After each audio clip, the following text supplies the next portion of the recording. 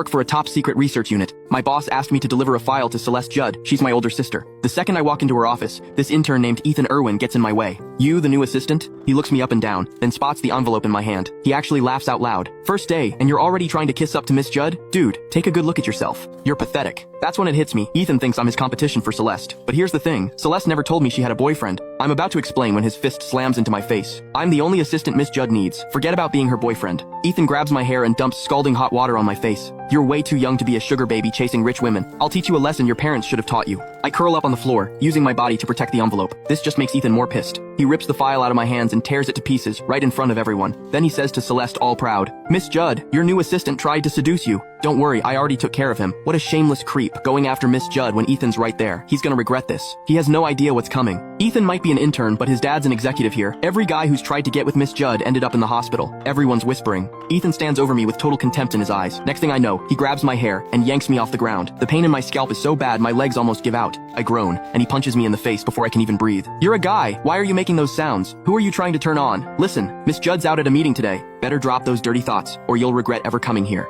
I'm trying to control my anger. I'm about to explain when my phone, which fell on the floor, starts ringing. It's Daniel Wilson, my supervisor. I reach for the phone, but Ethan grabs it first. He puts it on speaker in front of everyone. Daniel's voice comes through. "Hey Ozzy, you there yet? Have you seen Cece?" Hearing my sister's nickname, Ethan loses it. He screams into the phone. "You stupid broke, old man. How dare you let your son think he can hit on Miss Judd? That nickname's not for losers like you." Daniel's caught off guard. Before he can say anything, Ethan hangs up. "What are you waiting for, Ethan? Just kick him out. Look at him so calculating." Some broke dad probably heard Miss Judd was hiring and wanted his son to marry into money. Ethan's buddy stands there sizing me up, totally mocking me. I grit my teeth and try to explain through the pain. "I'm not here for the assistant job." Before I can finish, a hot drink hits my face. The burning pain from before? This is 10 times worse. It spreads across my whole body. I collapse on the floor, rolling around and clutching my head. Blisters are forming all over my skin. Nobody does anything. They just stand there laughing. "Ethan, you shouldn't have. A wannabe sugar baby like him might play victim in front of Miss Judd later." Seriously, has security at Judd Group always been this lazy? They'll let anyone in. I've got no strength left.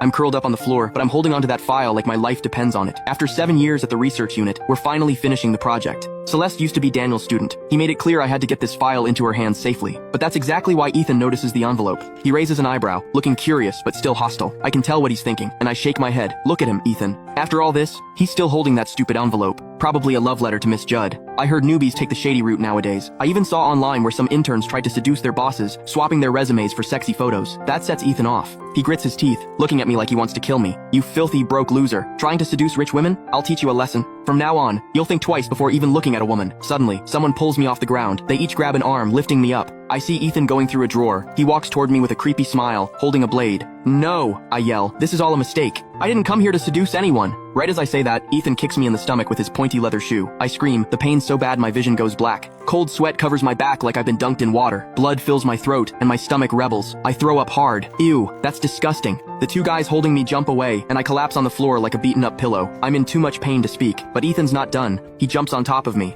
"You shameless sugar baby. You should have done something good with your life instead of chasing rich women. I'm gonna be the son-in-law of the Judd family. You're nothing." He grabs my hair, forces my head up, and drags the blade across my face, laughing. "I'm only shaving your eyebrows today. Try this again, and I'll shave every bit of hair on your head." He's not gentle. The blade cuts my skin, and blood starts coming out. By now, I've been tortured so much, I'm barely conscious. An employee laughs. "Oh my god, look at him without eyebrows. He looks like a freak." Serves him right. We should strip him, take photos, and put them in the lobby. That'll scare off anyone else trying to hit on Miss Judd. Someone pulls out their phone and points the camera at me. I'm begging them to stop, but Ethan rips my shirt open, borrows lipstick from a female coworker, and writes nasty words all over my body. People around me are murmuring, and some turn on their phone flashlights to get better shots. "Go to hell. I'm sick of shameless sugar babies like you." As long as Ethan's here, no man's getting to Miss Judd in one piece. Ethan unlocks my phone and opens my contacts. My parents' numbers are at the top, along with Celeste's. Furious, he grabs a fountain pen from the desk and stabs it into the back of my hand. The pen goes right through my palm. Blood pours out of the hole. I scream, my face twisting in pain. I can feel the tendons in my hand getting crushed and torn. Ethan picks up the file and tears it to pieces, throwing the paper in my face. "You idiot. I'll teach you what your useless father never did. Keep your hands off what's not yours." His buddies lift me up again. The kick left my body soaked in cold sweat. I hang my head, almost dead, thinking it's over. But then I hear Ethan tell them to carry me to the company lobby. The receptionist and people walking by stare at the scene. A few curious people ask what's going on. Ethan just snorts, looking at me from head to toe. Just a new assistant who doesn't know his place. He tried to hit on his boss on his first day, so I'm teaching him a lesson. Some people can't just watch. They criticize my methods but try to reason with Ethan. "That's enough. This looks like you're beating up your wife's lover. You guys are co-workers. You've gone way too far." To their surprise, Ethan just laughs. Do you know who I am? He says. My dad's an executive here, and I'm the only man worthy of Miss Judd. Me marrying her is basically set, so yeah, I am punishing him for my future wife. Nobody says another word. The Judd family's basically untouchable in this city, and Celeste runs it now. What most people don't know is that the Judds also have a son who never shows up in public. Back then, Dad wanted to pass the Judd group to me, but I didn't want it. I threw myself into research for the country instead. That's why for 7 whole years, no media ever revealed the Judd family had more than one kid. Ethan obviously has no clue. Seeing more people gather, he looks even more smug. I'm just saying, I'm not the only one who hates people like you. Miss Judd does too. Try hitting on my fiancé, and you're done.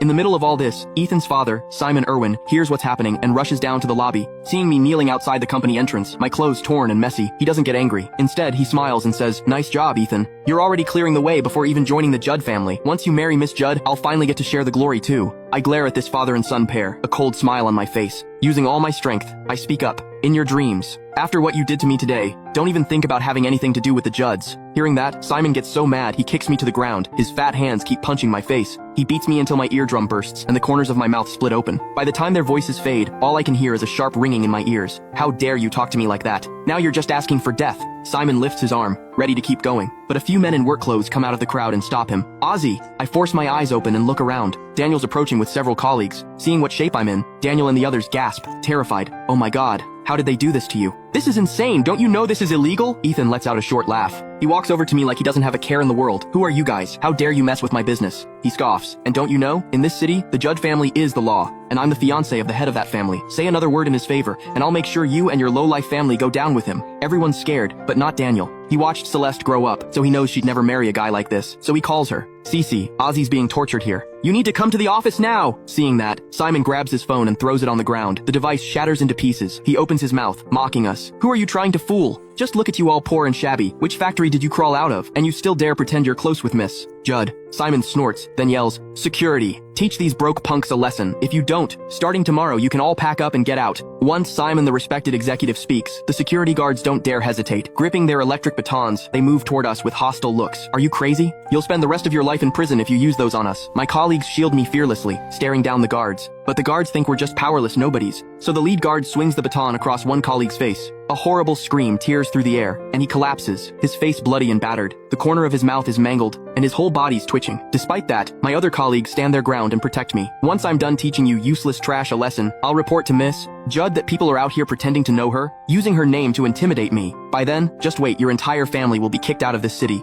A few guards lunge at us, grabbing the colleagues shielding me. Daniel rushes forward to stop them, but a blow from the electric baton sends him crashing down. The nasty smell of burnt flesh fills the lobby. Those murderers actually turned the electricity to the highest level. I force myself up while my consciousness is slipping away, but someone grabs my neck from behind. Ethan stands in front of me with an evil smile. You seeing this, broke ass? You, your father, and your loser colleagues are nothing against me. I can crush them as easily as I crush you. I grit my teeth, glaring at him with total defiance, my vision swimming with blood. I try to break free, but end up getting hit with the electric baton. I collapse to the ground like a deflated balloon. I've lost so much blood, I have no strength left. My vision's blurring, my breathing's weak. Suddenly, there's a commotion in the crowd. Celeste pushes through the people, her face dark with anger and worry. Ethan follows everyone's gaze. Instantly, the vicious look on his face disappears, replaced by a bright, sucking-up smile. Miss Judd, you're finally back. This shameless guy was trying to hit on you. I already taught him a good lesson for you.